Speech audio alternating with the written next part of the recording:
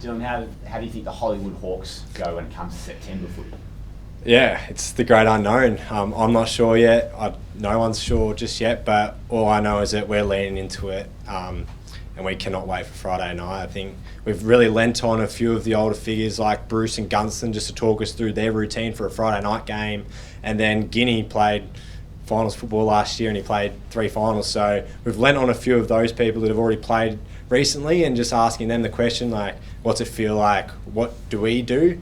And I think we're all just leaning into it and it's going to be a good time. And how are you feeling about your preparation? How are you treating the build-up to Friday night?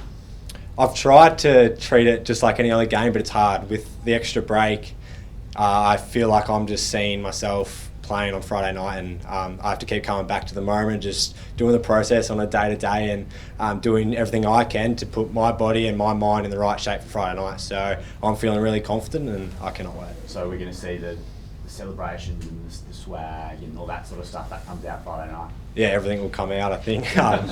No matter what occasion it is, whether it's 8,000 or 90,000, we're going to be on show, and yeah, we're not going to change anything.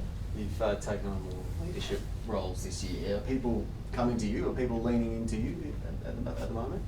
I don't think much has changed on a leadership perspective at all. I think I was vice captain of the club last year, vice captain this year, and I feel like I've actually done less this year because we've had so many more people stand up, and the inclusions of Ginnivan and Gunston, especially in the forward line for me, have been tremendous. I think I've lent on them, they've lent on me, and collectively as a whole group we've all been able to just get a little bit better in leadership, and that means that myself, Sicily, Bruce have actually done less, and it's worked in our favour. I think in games late this year, it hasn't just been 1 or 2, 3 people step up, it's been the whole team. Is it a sort of a pinch me moment, the tough times the club's gone through, and then your career at the Crossroads in 2020, you've come through that as well? Yeah, absolutely. I was sitting at home with Will Day and Scrimshaw came over, and me and Scrim were pitching ourselves because we've been Hawthorn supporters our whole life, and ever since we've got to the club, I've been here 7th year now, Box Hill have always gone further than Hawthorn, and it's been great this year just that we're playing finals football, and we were like, it's weird that this year we're still going, but we feel like we've got 10 more weeks left in it, so we feel so fresh, we feel like we're ready to go. What's the messaging been like from Sam Mitchell since you qualified for finals? He's obviously done it many times. Has it changed at all, his messaging?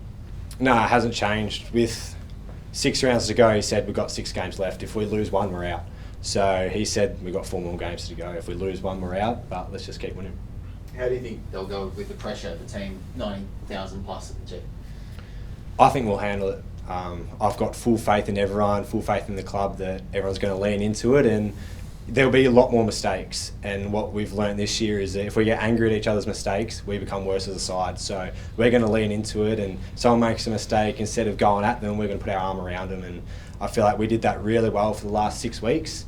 And we knew at times we were getting frustrated, especially in that Richmond game. We were getting frustrated at each other because we were making mistakes.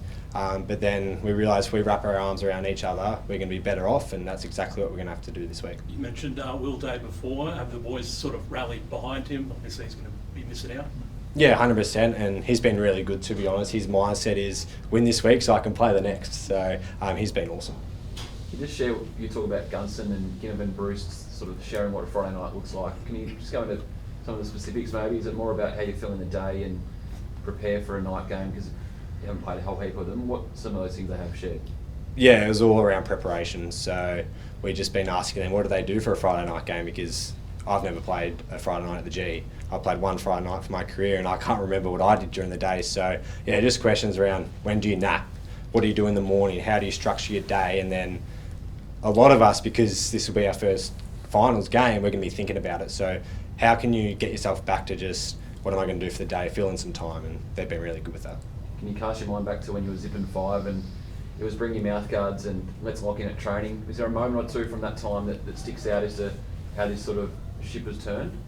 Yeah, I've spoken about it briefly around the change rooms after the Gold Coast game, and yeah, it's pretty well publicised that we got together as a playing group in the change rooms without any coaches and just said, is this where we stand as a football club? Is this what we want to be? 0-5, not going to be playing in September. The last 6 weeks of the year isn't going to matter. Is that what we want to stand for? And as a collective, that was the big moment, I think, where we all thought this isn't good enough. We need to lift the standards of training, but we need to lift our standards of each other and what we want to represent and how we want to leave this football club. And I think that was a massive moment for all of us where we just started to rally around each other a little bit more, expect more from each other, and then we've been able to produce some good results since.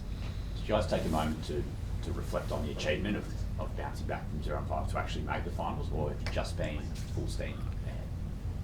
Oh, I think the couple days post the North game, even straight after the North game, it was like, all right, like, we're in finals, celebrate it, because not many of us have been here before. So we did celebrate post the game. It was just in the change, and it was just like, take a moment just to realise, all right, what we've achieved this year. But then it's hard once everything comes out, you know who you're versing, to then think about the future, think about who you're going to verse in finals football. So personally, I haven't reflected too much on the year, besides from, the probably couple days post, but that's football, I think. A team with so much momentum heading in as well. Do you think having that break came at the wrong time? That would hurt you all? No, we feel refreshed. We can all wait for Friday night, I think. Gave all of us just a little bit of a mental refresh for 3 days. Physically, we feel really good right now, and the momentum will carry on, I think.